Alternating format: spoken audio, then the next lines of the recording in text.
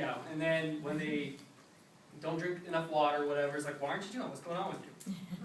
What's going on? Right? It's the up one, down one. I know what to do, and I'm telling you what to do, and why aren't you doing it? You see, even that approach is like, that's people are told what to do at home by their spouse. They're told what to do at work by their boss. They're told what to do by their government and by their state. They're told every single day. They're told to do something by someone. They don't need a health coach telling them what to do. They want somebody to partner up with, right? And I know that in the beginning, especially for me in the very beginning, I didn't learn the proper way of coaching, and I can tell you, I was losing more clients every single month than bringing in, that's for sure. I remember, I even had this client tell me, and she was being nice about it too. She's like, you're a guy that tells me what to do, and you probably never lost a pound in your weight, goodbye. And then that was, and she was right. I thought about it, at first I was like, man, I'm pissed. And then I thought about it, I'm like, yeah, I have been doing all the telling her what to do. But the point is, what we've learned actually in the last, since Lana's been, she went and saw Dr. A, and she's learned a big piece of the puzzle that was missing. Yes, through sheer force you could develop some kind of a business, but I can tell you it's not very sustaining. And empathetic coaching has made a huge shift in our business and the way not only do our clients know, they respond differently to us, because we talk to them differently, and we are empathetic. Not just they're, like Lana said, not mushy, like, it's all about emotions. Being empathetic really is about being able to be in somebody else's shoes emotionally, sometimes even intellectually, whatever, just knowing where they're at in as many aspects area of their life, so you know their perspective. It doesn't mean giving them an excuse, but just knowing, and it's not an emotional thing. But anyway, so it's shifted the way our business has really moved forward. It's made it a lot more fun, it's made it a lot more simpler, and so that's kind of the foundation, the background behind it.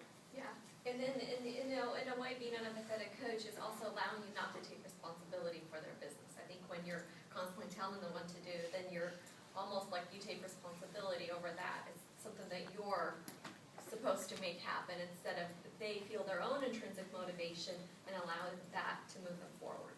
Okay. So did you want to kind of, what are some ways to, Sure. I have some examples of that. When you call someone, how do you? Okay, so pretend you're a client, and even before, when I'm going through the client profile sheet, I set the relationship up right away. And usually the way I do it is I asked the client for permission to coach them.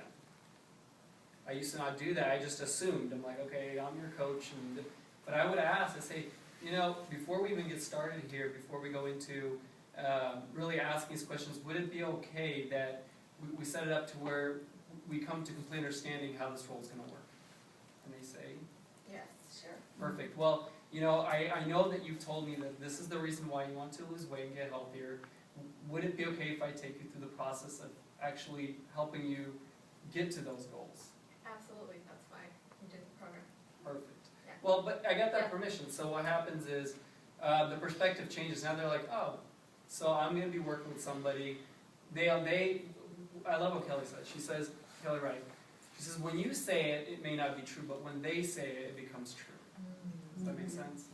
So they are the guide, and they're accepting your help as part of their journey instead of you telling them you're trying to drive them from behind with a whip. Okay? They're going, and you're just kind of more like a guide. Okay. So questions to ask: is it okay if I offer you some feedback about something I heard you say that might help you? They might just be saying problem solving in their health journey or in their business. Great way to kind of open this up.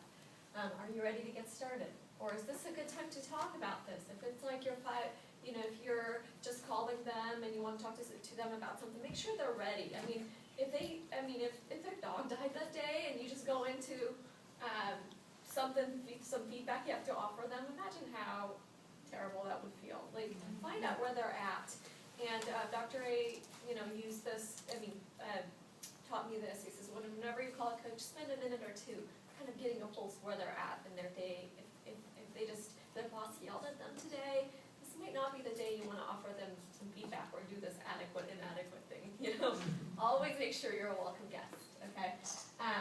And give up the need to control. Once again, again, this is all guided, and you know what, even if you were like the biggest loser, they'll put them in the controlled environment, they yell at these people, they get them to lose weight, you know, it's all like control, subject, authority thing, but they get out and it's not sustained because it was never driven by them, by the intrinsic.